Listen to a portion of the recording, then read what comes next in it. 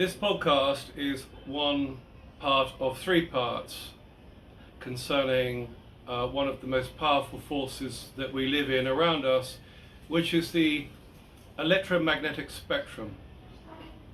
We tend to think of, say, our body force, or we are forced to do something, but the universe is primarily composed of four fundamental forces through which we live and operate and are in the world.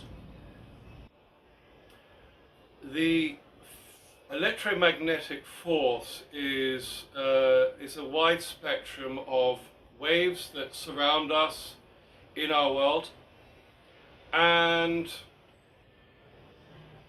the most common one that we are aware of or encountered is light. So when we say light, daylight, sunlight is a part of this electromagnetic spectrum. So we could say the sun is releasing a lot of electromagnetic waves today. Instead of saying it is sunny, we call it sunny from the sun, sunny. But we could say, wow, this day is full of electromagnetic light, but we call it sunny.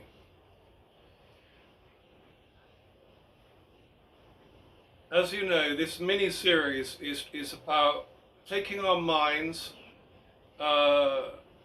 away from the endless negative messaging from television and the internet, all such as concerning tragedy, death, drama, jealousy, manic competition for power,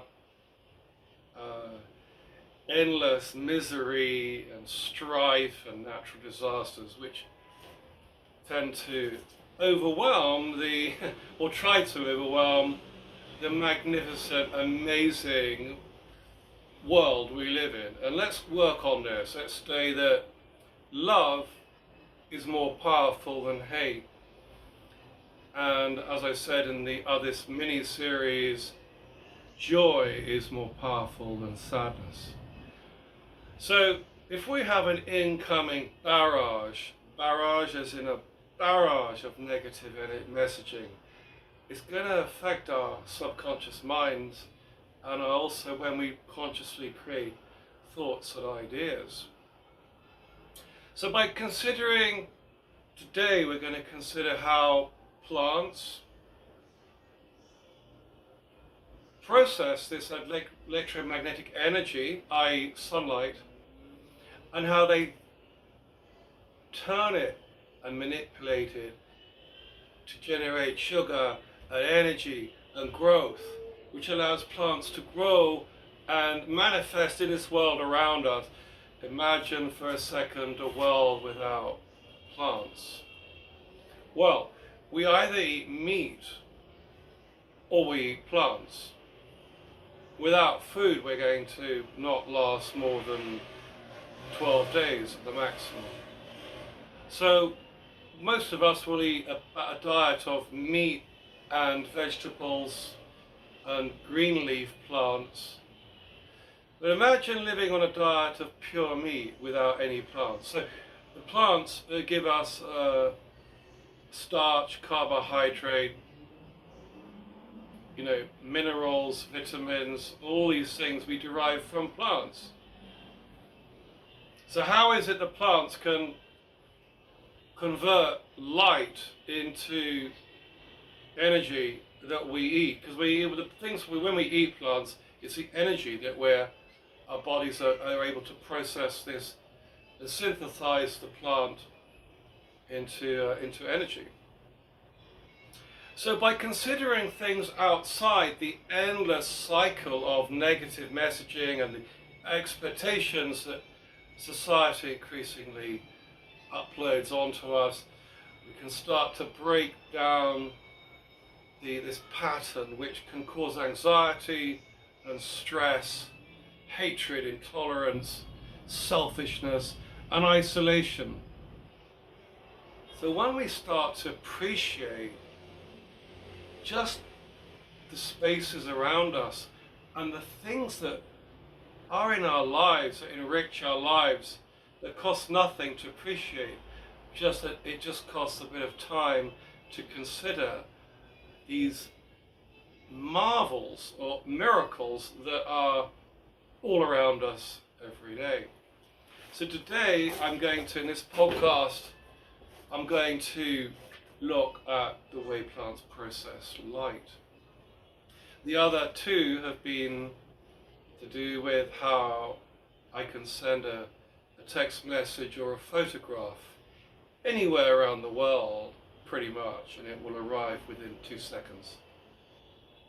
And the other podcast is how my eyes, or our eyes, can receive light, i.e. sunlight, which travels at a velocity of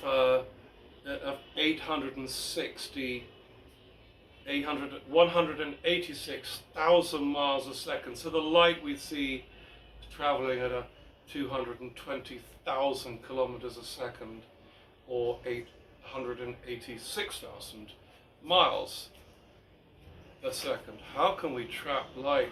So one looked at eyes, the other one looked at using the same force field of the electromagnetic spectrum, which includes microwaves, light, daylight, starlight, infrared, then we go gamma rays and X-rays and gamma rays, on the spectrum. We won't go into it too much because this information is found more in the other podcasts, so we don't want to repeat the same. But this is a group of 3 podcasts dealing with how we send text messages and images using the electromagnetic field,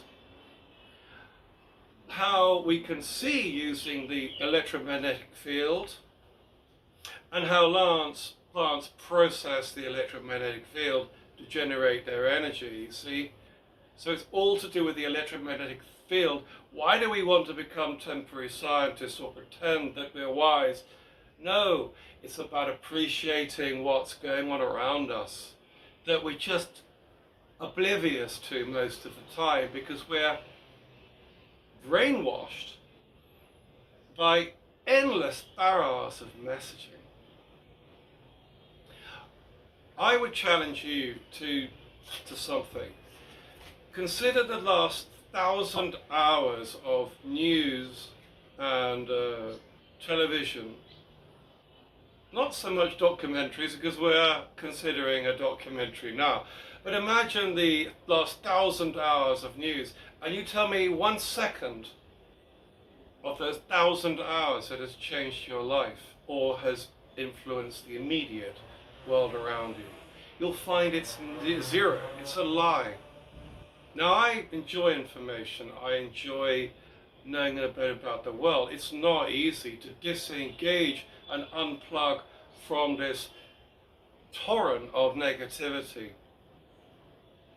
We are all extremely special people. We are miracles, every single one of us. There's nowhere to go, there's nowhere to run to, there's nowhere better to be other than the breath, the breathing that I have right now, your individual moment now. So, plants. Well, if you find a plant threatening, that's okay too. But the triffids and plants don't tend to eat people.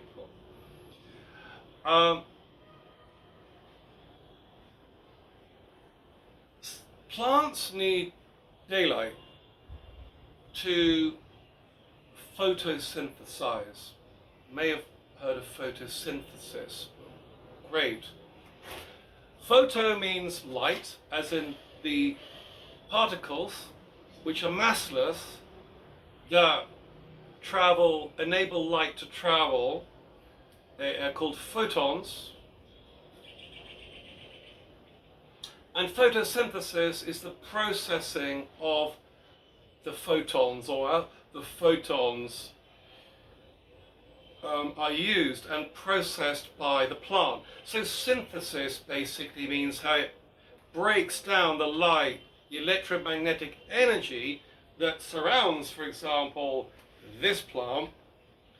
The light that surrounds it is an electromagnetic field, really, just as my mobile phone signal is.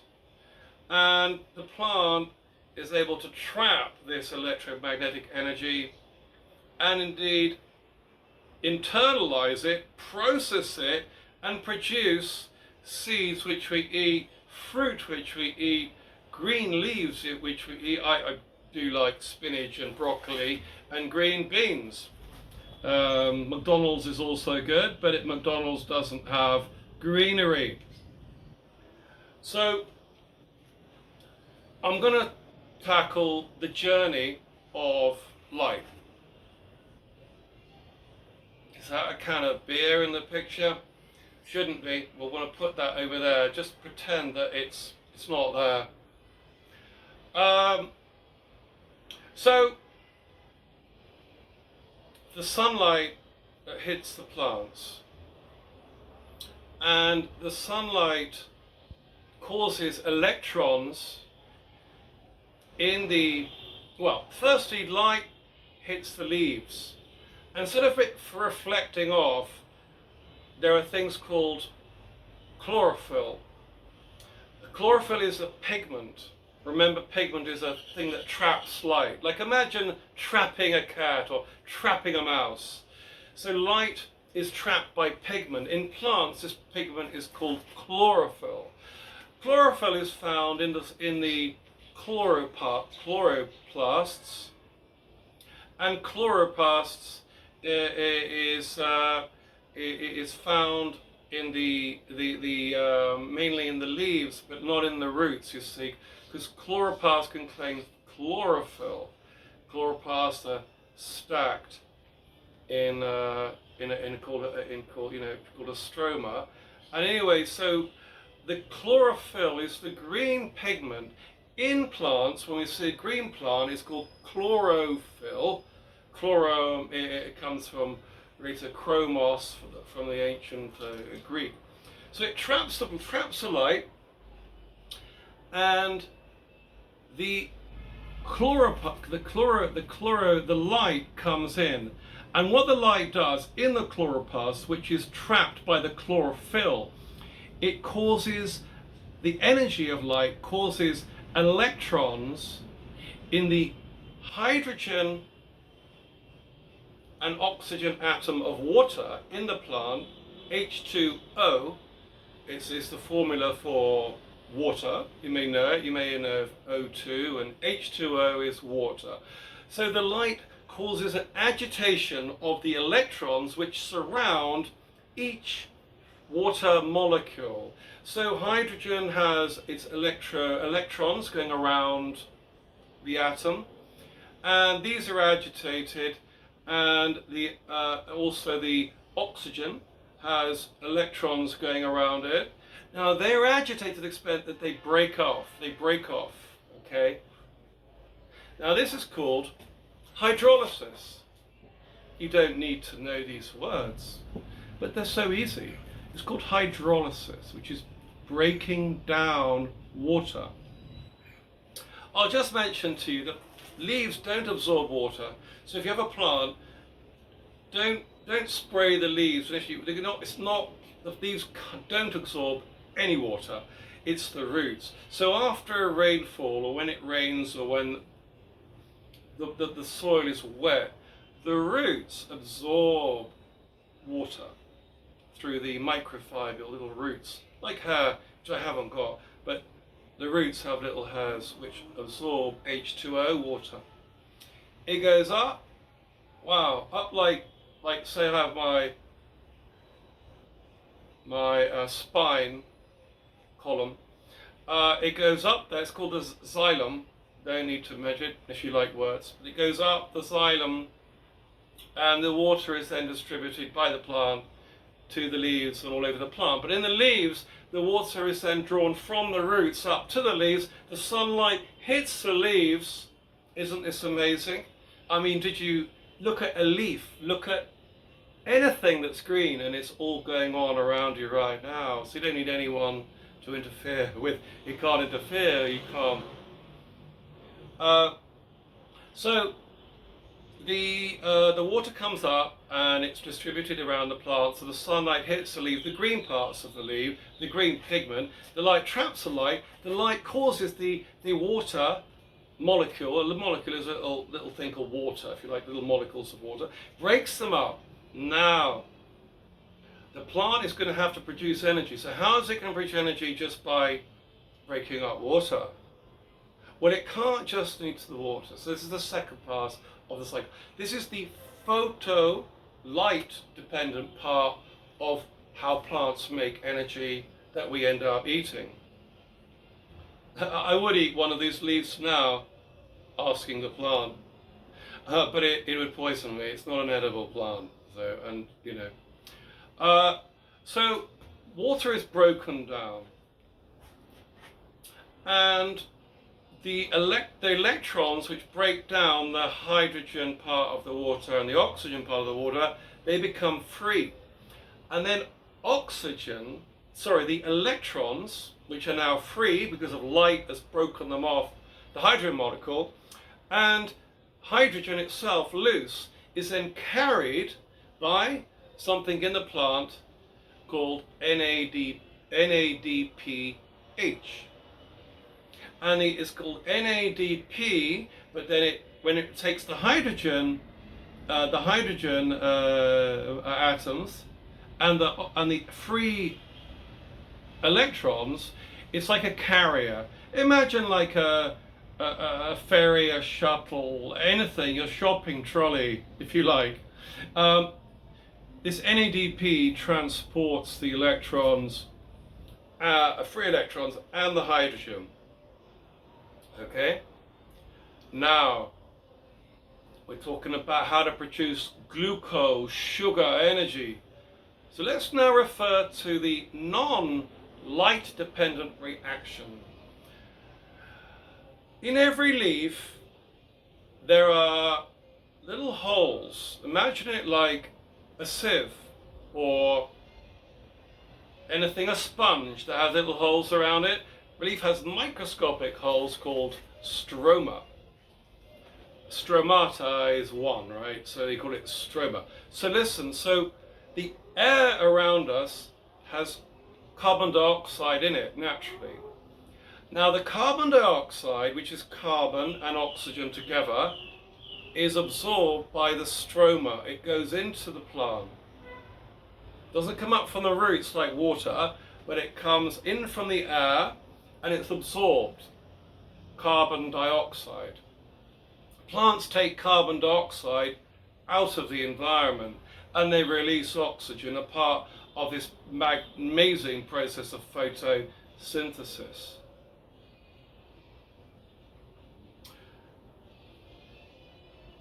I'm going to have a sip of mate, which they drink in Bolivia, Argentina, Chile and Ecuador. Green tea, delicious.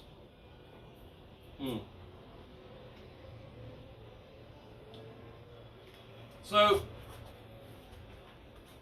to make sugar, you need water and carbon.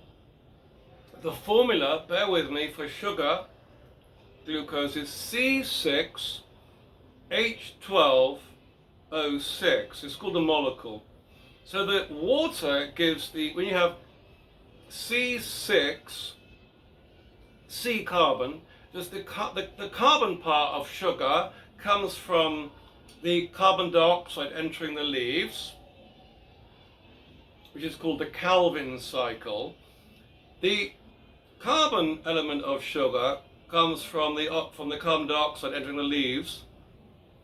C6, the carbon. H12. Now H12 is the hydrogen which comes from water. So C6, the carbon, comes from the carbon dioxide in the leaves. the H12 part comes from the water, and the O2, the O12, O6 part, sorry, comes from the carbon dioxide and the water, because water is called H2O for oxygen, and carbon dioxide is called CO2 with the oxygen there for carbon dioxide. So sugar is C6H12O6, which is the formula for sugar. That's how plants make sugar. Now, this sugar is called glucose, which I'm sure you know of, and comes from both water and carbon dioxide. It's mixed together to create this sugar. Now, sugar is converted into starch, and starch is used for the fabric of the plants. It's also called for storage. Seeds are mainly composed of starch. Starch is a carbohydrate. You look at the word carbohydrate and you go, carbohydrate, yeah, carbohydrates. Let's break that down. Carbohydrate is carbon, carbo. Hydrate comes from, it's a hydrolysis of water.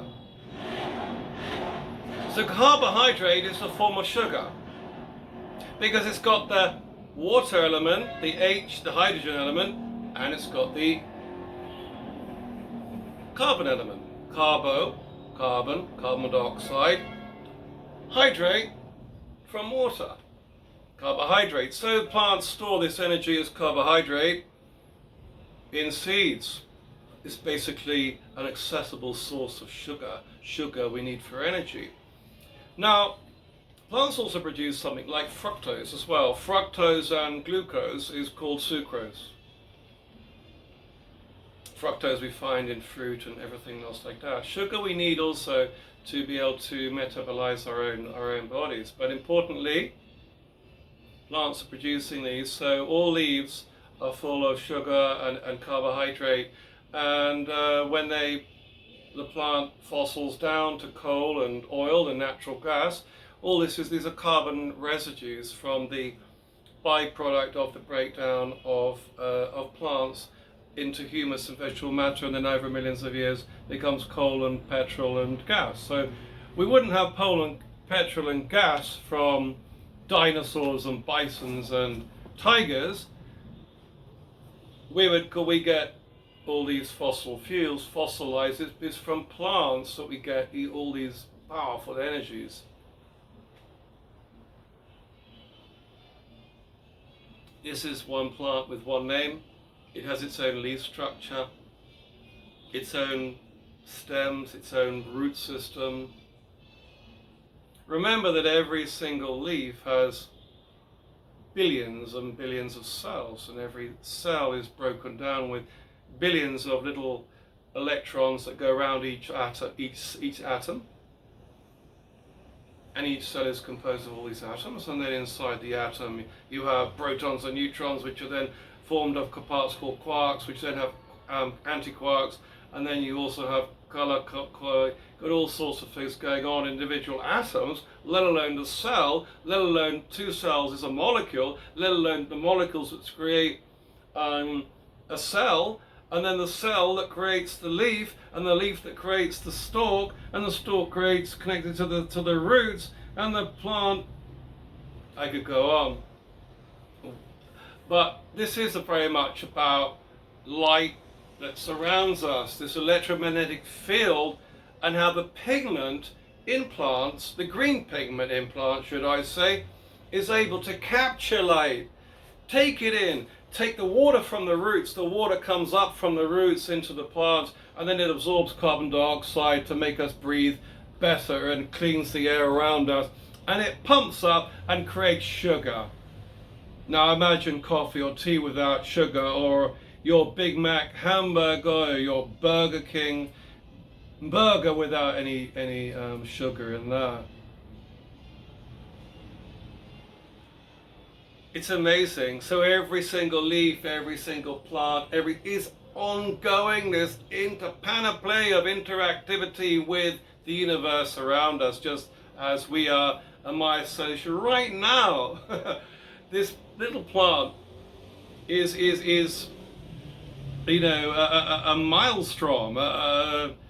It's doing so much stuff, millions and tasks right as I speak now. Plants are amazing, and of course it's half of what we eat, and it's where we get our energy. So it's good to be aware of the things that are going on around us all the time, and it always reminds me. I will say that pigment is not only green. Pigment, plants also have other pigment, and for example, when the leaves turn yellow, you have red leaves, and they're not very good at processing light. But all these different other pigments that colours do have, and algae and other plants, but they don't process light, such as green leaves. When you see green, of course, this is what the plant is not absorbing. Light is basically white, and white is a combination of the colours of the rainbow: red, orange, yellow, green, blue, indigo, violet is the rainbow colours. And light is a combination of all those together in the same frequency create white. So what happens is light is coming here, and basically light, the primary colours of light are red, green and blue. It's trichromatic. So this plant is absorbing the frequency of blue, it's absorbing the frequency of red, but it's not absorbing the green. So what I'm seeing is the light coming off the plant, which has been rejected by the plant. So it absorbs the frequency, it tunes into the frequency of red and blue and ultraviolet if you want. Red and orange, we can go there, and it doesn't absorb green. So that's why green is shown. So why doesn't it absorb green? It turns out that the most effective frequencies for producing these sugars are red and blue and yellow, which is a sort of finer level. We've probably done enough with facts, but I'd like to remember, of course, that when it absorbs blue, it doesn't absorb blue. The frequency of the blue wave in light is between 620 trillion fluctuations a second. That's the speed of light, of the blue wave of light. And between 620 THZ, trillion hertz, and 670 THZ, trillion hertz. What's a trillion hertz? It means a trillion cycles per second. So that plant is trapping light which is flying at 620 trillion cycles a second, and the green, the red rather, which is a lower frequency, usually around 420 trillion beats a second, and it's trapping all this right now as I'm talking. Isn't that amazing? And I can see it in the other podcast, how I can see it's green, because that light, I'm looking at the plant, it's doing its thing, and I am receiving the light myself in the retina, the pigment in the cone cells and rod cells in my own light, where the light sensitive pigment in my own eye. That's in the other podcast. So the fact that I'm seeing and I'm trapping light myself, the plant is trapping its own light. And on that note, we'll return to the theme of that this world is a phenomenally amazing miracle of a place. When people talk about inhabiting Mars, inhabiting other planets, I mean, for God's sake, are they mad? That we could feel that we need to leave this beautiful planet this world that we were born into, that we are, some of us, destroying. It's like we want to destroy what we have to then go to a plantless, lifeless desert somewhere else. It doesn't make sense. It's like a rejection. Remember that we must not reject things around us, or all things around us. Reject the bad, reject the negative, reject the endless stream, but absorb and accept the beauty and the majesty around us. Absorb and synthesize and process all the good, the amazing, the wonder, the excitement, the miracles going on around us, all around us. Like the plant absorbs the sunlight, we can absorb our own light. Walk in the light, don't walk in the darkness. Leave the dark behind as much as you can. Of course, our life has a lot of darkness in it. Someone murdered my father when I was 5, and my mother died when I was 6 of an overdose of medication on Christmas Eve. I was with her. She was naked in the bathroom with me. Some man was beating her up in the other room. So there is darkness in the world, and I have had an experience of it at a very early age. But then I realized in life that you seek the good in life, you seek the little things in life. You trust yourself, focus on the simple things, sow the seeds of good, sow the seeds of positivity, and never ever abandon the process of searching and becoming a part of this amazing world and becoming a wonderful player in the world. If you have no voice, you always do. You have develop quietness, develop an appreciation. Empower yourself with the good, and never become a victim of the bad, and never live in the cycle of negativity and the conditioning negativity which we are fed and we encounter all the time. I won't go so far on this note to leave it as to say turn on, tune in, turn off, tune in, and drop out. I think it's not so much about turn off, tune in, and drop out. It's maybe about letting go of some of the negative aspects in our lives, and associating and building as associations with the good things in our life, and tuning into the good things, such as the plant is tuning into light, and I'm seeing through light. Tune into the good things in life. Let go of the as much as you can of the difficult things in life, and develop a strength in the good rather than a kind of nervousness, anxiety about what is good, what should I do, what shouldn't I do. Just trust yourself, be a good soldier, a good believer in the good, and never, as I said, let dark clouds turn off your own light that you have yourself. Thank you.